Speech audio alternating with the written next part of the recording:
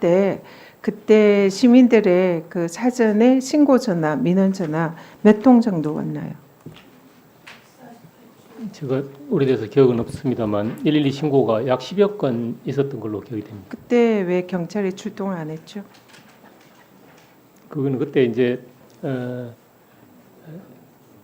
현장 경찰관들이 112 신고를 접수를 하고 뭐 계속해서 이제 그 112 신고 여러 건 이제 누적해서 이제 접수가 되는 상황이었기 때문에 신고자들하고 이제 통화를 해서 이제 괜찮다고 하니까 아마 현장에 출동 안 한 걸로. 그때 출동을 해서 질서를 잡았다면 159명의 억울한 희생이 없을 수도 있었습니다. 이거는 근데 그래서 거기에 대해서는 뭐 여기 행안부 장관도 계시지만 정말 책임감을 느껴야 되는 그런 매우 심각한 사안이다 생각하고 언젠가는 거기에 대해서 진실이 밝혀지고 책임을 질 날이 올 것이다 이렇게 말씀을 드립니다.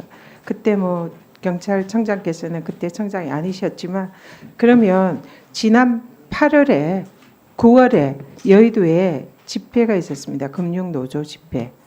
그때 당시에 경찰이 평화로운 집회에 와서 그 소음 기준을 초과했다고 무력으로 진압을 하고 스피커 확성기를 탈취를 했습니다. 그 과정에서 민주당 국회의원 한 분과 또 그 집회에 참석하신 시민분들이 부상을 당했어요. 경찰의 강압적인 방패로 이렇게 발등을 찍어가지고.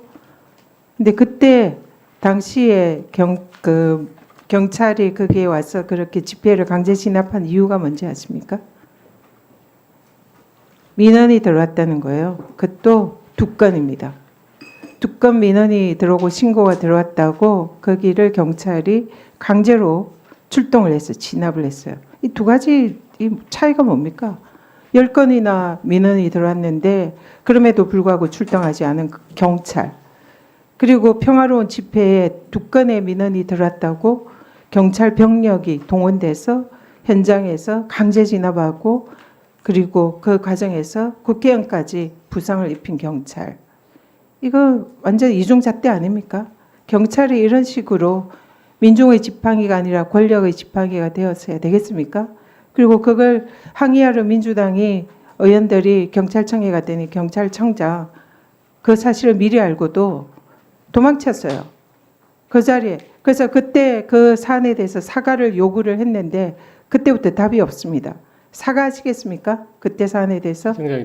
저 의원님, 그 사실관계가 다른 게 좀 몇 가지가 있습니다. 사과하시겠냐고 물었습니다. 그게 뭐 맨 마지막 것부터 말씀드리면 제가 그때 그 경찰청에 항의 방문 온다는 의원님들이 오신다는 그런 이야기를 듣고 그 사전에 실무지원 조율을 했습니다. 근데 제가 그날 다른 일정이 있어서 일정이 안 맞았어. 일정이 안 맞. 사과하시겠습니까? 그때 그 사안에 대해서 그때 어떤 부분을 말입니까? 국회의원이 부상을 당하고 그거는요. 제가 설명을 드리겠습니다. 그거는 거기에 집회 관리를 하고 있었고 경찰의 불법적인 행위가 있으면 제가 당연히 청장으로서 사과를 하고 책임을 집니다. 다만 그 부분에 많은 그 해당 의원님들께서 제공하시는 출동 안 한 경찰이 2건 민원 들어왔다고 그렇게 출동해서 강제 진압하는 그거는 거기에 대해서 사과하는 거예요. 의원님 그거는 2건의 민원 때문에 우리가 확성기 보관 조치를 한 것이 아닙니다. 그거는 경찰이 그 집시법에 따라서 조치를 한 것입니다. 네, 박지원 의원님.